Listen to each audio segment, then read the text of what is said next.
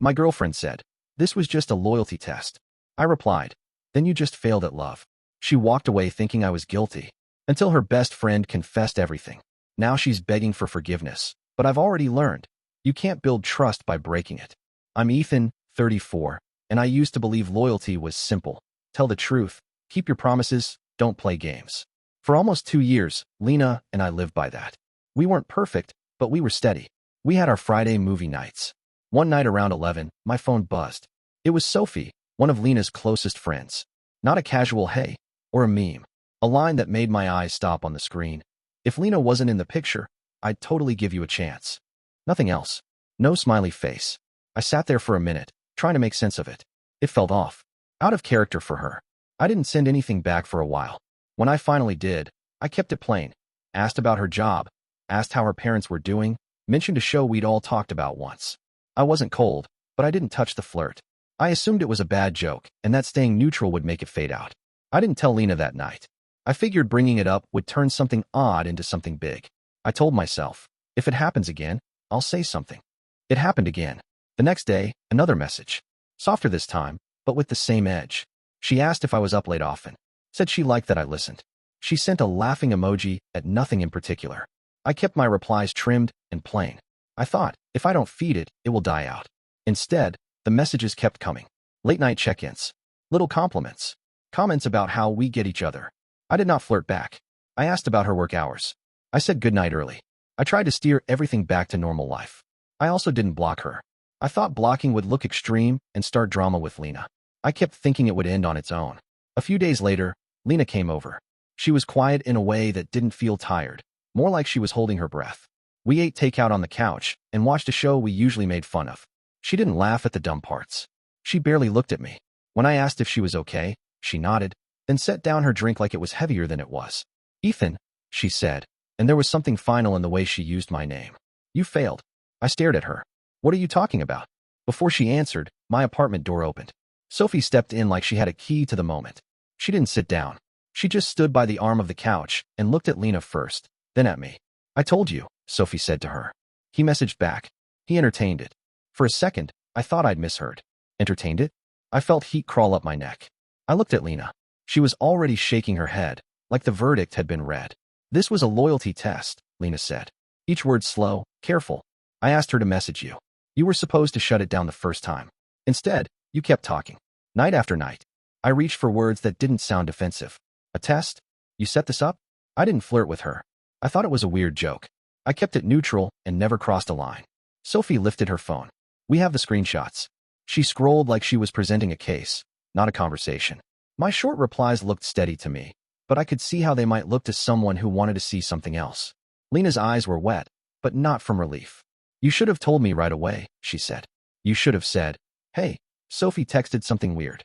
You should have stopped it." "I try to keep the peace," I said. I didn't want to blow up nothing into a fight. I heard how thin that sounded as it left my mouth, even though it was true. Lena picked up her bag. She didn't take anything else. "I thought you were different," she said, and the room felt smaller. Sophie didn't say more. She didn't have to. They left together. The door clicked. The show kept playing on mute. I sat there with the takeout boxes and a phone full of messages that, to me, proved restraint, and to them, proved the opposite. I wanted to call Lena back and say, "Look again." I wanted to ask Sophie why this felt rehearsed. Instead, I turned off the TV and stood in a room that suddenly didn't feel like mine.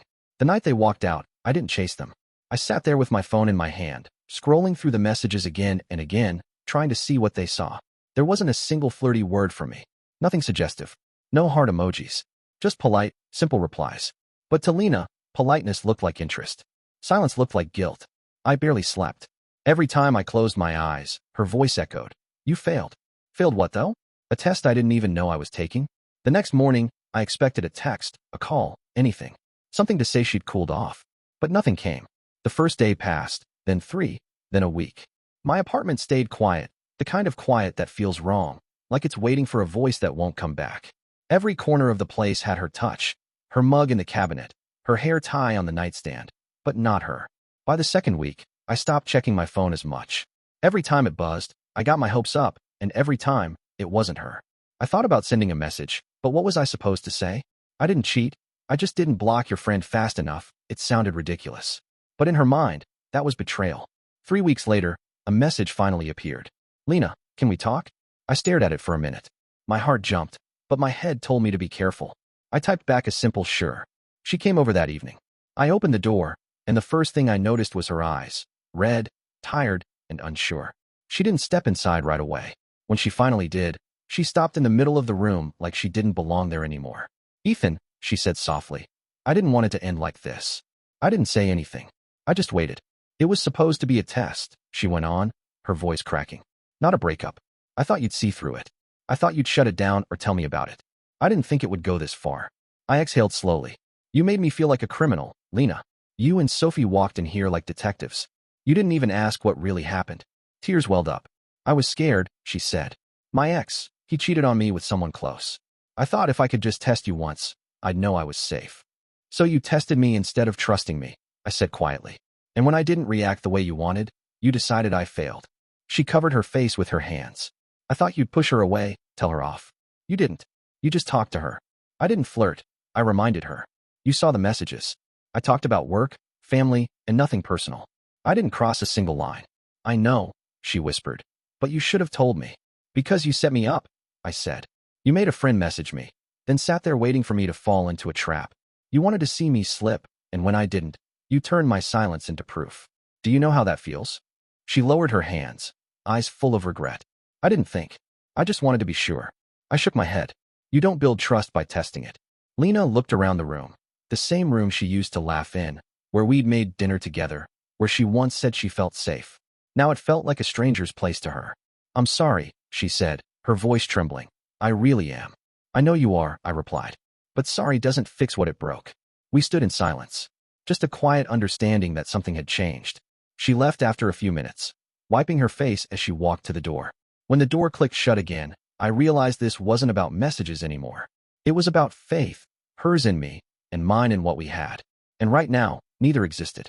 Still, a small part of me hoped that one day, she'd understand what she'd really done, not just to me, but to herself. After she left that night, I sat on the edge of the bed staring at the spot where she used to sleep. Her pillow still slightly indented, her blanket folded the way she liked it. The silence didn't feel peaceful anymore. It felt hollow, like something had been taken, not ended. I told myself to move on, that someone who didn't trust me didn't deserve me. But that's easy to say and hard to feel. You can't just switch off love. It lingers. It keeps asking what if when you're trying to move forward. Days passed. I buried myself in routine, grocery runs, morning walks, long showers that didn't wash the thoughts away. Every time my phone lit up, I expected her name. It never showed. A month slipped by. One quiet afternoon, I was at the grocery store, pushing a cart through the produce aisle, half focused on picking oranges, when I heard someone say my name. Ethan. I turned, and there she was, Sophie. For a second, we just stared. Her face went pale, like she'd seen someone she owed an apology to. She tried to smile, but it faltered. Hey, she said quietly. Didn't expect to see you. I nodded. Yeah. My voice came out flat. Didn't expect to see you either. She shifted on her feet, gripping her basket. Can we talk? Just 5 minutes. Please. Part of me wanted to walk away. But another part, the part that needed answers, said yes. We sat in her car, parked under the dull glow of a streetlight. The silence was heavy. Finally, she took a deep breath. It wasn't supposed to go like that, she said. The whole test thing, it was Lena's idea, but I didn't stop it. I looked straight ahead. You didn't just not stop it. You pushed it. She flinched. I know. And I'm sorry. I like talking to you. You were kind. You didn't flirt, but you didn't shut me out either. And I started looking forward to it. I didn't mean to. It just happened. I clenched my hands together. So you wanted me to fail? No, she said quickly, shaking her head. Not like that. I thought if Lena saw your reply, she'd realize she had nothing to worry about. You were respectful, thoughtful. But it backfired. She only saw what she was afraid of. I looked at her. You knew she was insecure. You knew what she'd think. Why would you play along? Tears welled in her eyes. Because she's been hurt. Her ex cheated on her with someone close. She's never been able to trust anyone since. When she asked me to help, I thought I was helping her heal. But I didn't realize I was helping her destroy something good. Her voice cracked. I told her the truth, Ethan. I told her you never flirted, never crossed a line. I showed her the full messages. She knows now. I let out a slow breath. And what did she say? She blocked me, Sophie whispered. Said I ruined her life. She won't speak to me anymore. I rubbed my face. You both turned our relationship into a game. You played with trust, and when it fell apart, You called it a mistake. You don't understand. You can't test love. You either give it or you don't. Sophie looked down. I know. I ruined it. I just wanted to tell you the truth before it got buried. We sat in silence. Outside, people were loading groceries, living their lives, while mine felt like it had paused weeks ago and never restarted. When I stepped out of the car, she said softly, "She'll come back, Ethan. She knows now." I shook my head. Knowing doesn't erase the damage. That night, I sat alone again. The truth brought clarity, not comfort. I wasn't guilty, but I was still alone. And sometimes, that hurts more. I didn't sleep much after that talk with Sophie. Her words kept looping in my head. She knows now. What did that even mean? Knowing the truth didn't bring back trust. It didn't erase the setup, the doubt, or the way Lena had looked at me like I was a stranger. Still, a small part of me hoped she'd reach out. Not to fix things, but to acknowledge the truth. That hope kept me checking my phone every morning, even though I told myself I was done waiting. 3 days later, I got a message. "Lena, I know the truth now." Just 5 words. But they carried more weight than any long text ever could. She came over that evening. I opened the door, and she looked nothing like the woman who'd left. Her hair was messy, eyes red, skin pale like she hadn't been sleeping. She stood there clutching her phone as if it was the only thing holding her together. "Can I come in?" she asked quietly. I nodded. She stepped inside, her movements slow, uncertain. She glanced around the room. The same couch where we used to eat takeout. The same spot she'd accused me of failing her, and her expression softened with something like regret. "I talked to Sophie," she started. "She told me everything." I stayed silent. She showed me the full messages. "You didn't flirt. You didn't say anything wrong." Her voice cracked on the last word. "I thought you were hiding something, but it was all in my head." I crossed my arms, not out of anger, but to hold myself steady. "So now you believe me?" She nodded slowly. "I didn't want to. I didn't want to think I could be that wrong. But I was." "Why did you do it, Lena?" I asked quietly. "Why bring someone else into our relationship just to see if I'd trip?" Her eyes filled with tears. "Because of what happened before. My ex cheated on me. With someone I trusted. I thought if I could test you, if you passed, then I could finally feel safe. I wanted proof that I wasn't being blind again." I sighed. "So you didn't see me as me. You saw me as the next version of him." She swallowed hard. "You didn't deserve that. I just didn't know how else to believe." "That's not belief, Lena," I said softly. "That's fear. And fear doesn't build anything. It only breaks." Her shoulders slumped. "I destroyed us, didn't I?" I didn't answer. She already knew. Tears slipped down her cheeks. I thought I was protecting myself, but I hurt the one person who never gave me a reason to doubt. She stepped closer, her voice trembling. "Can we talk about this? I don't expect forgiveness right away. I just don't want the last thing between us to be a lie." I looked at her, really looked at her. This wasn't the angry, suspicious woman who'd stormed out weeks ago. This was someone who finally saw the cost of her own choices. But seeing the truth and living with it are two different things. "I'm glad you know," I said quietly. "I needed you to see what you did. Not to punish you, just to understand." She nodded, wiping her tears. "I do. And I'll regret it forever." We stood in silence, both knowing the next few words would decide everything. Then, softly, she whispered, "Can we start over?" I didn't answer right away. My heart wanted to. My mind reminded me of the night she said I'd failed, the screenshots, the setup, the door closing behind her. You can forgive a mistake, but rebuilding trust, that's something else entirely. I met her eyes. I don't know if starting over would mean healing, or just repeating the same pain. She didn't speak. She just nodded, tears falling freely now. And for the first time since it all began, I felt calm. She stood there quietly, waiting for an answer I couldn't give. I could see the weight in her eyes, regret mixed with a kind of acceptance. She knew this wasn't something a few stories could fix.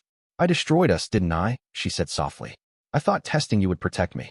But I turned into the kind of person I swore I'd never be." Her words hit harder than she realized. She wasn't wrong. What hurt most wasn't the test itself, but the choice behind it. She didn't trust me when it mattered. She reached out, hesitating before her hand found mine. "Can we start over?" I looked down at her hand, then back at her face. "Start over? Lena, you didn't just test me. You doubted me, judged me, and let someone else play a part in our relationship. You turned love into a project, not a partnership." Her lips trembled as she nodded. "I know. I'll regret it every day. If I knew you'd pass, I could finally stop being scared." "Trust doesn't work like that," I said gently. "It's not something you measure with traps. It's something you give. And if you have to test it, it's already gone." Her tears came quietly. "Please, Ethan. I'll do anything. Therapy, trust building, whatever it takes. I'll never do something like this again." I believed her, at least, the part where she said she'd never do it again. But belief isn't the same as rebuilding. Some things you can fix. Others, you learn to live without. I squeezed her hand once, then let it go. I forgive you. But I can't do this again. She shook her head. Please don't say that. You're the only person who's ever treated me right. Don't let this be the end. It's not about punishment, I said quietly. It's about peace. I've spent a month thinking about what I could have done differently, but the truth is, this wasn't my test. It was yours. And you failed yourself more than me. She looked down, tears falling onto the floor. You're right. I failed us both. We stood there for a moment. Two people who once planned a future, now standing in the wreckage of what could have been. Eventually, she stepped back. Goodbye, Ethan. Goodbye, Lena.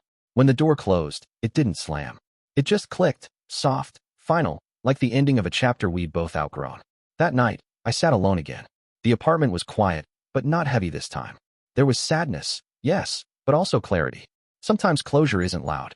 It's quiet acceptance. The moment you realize you did what you could, and that's enough. Months passed. I heard she'd moved to another city, started fresh. Sophie reached out once, sent a long apology. I didn't reply. There was nothing left to say. Life slowly found rhythm again. I started dating, but differently, slower, more honest. I didn't look for fireworks anymore. I looked for calm. Because now, I knew something I hadn't before. Love doesn't need proof. It needs faith. If you have to set a trap to see someone's loyalty, you're not protecting love, you're poisoning it. Lena didn't lose me because she found something bad. She lost me because she went looking for it when it wasn't there. I appreciate you watching till the end. Hit that subscribe button and stay tuned for more content.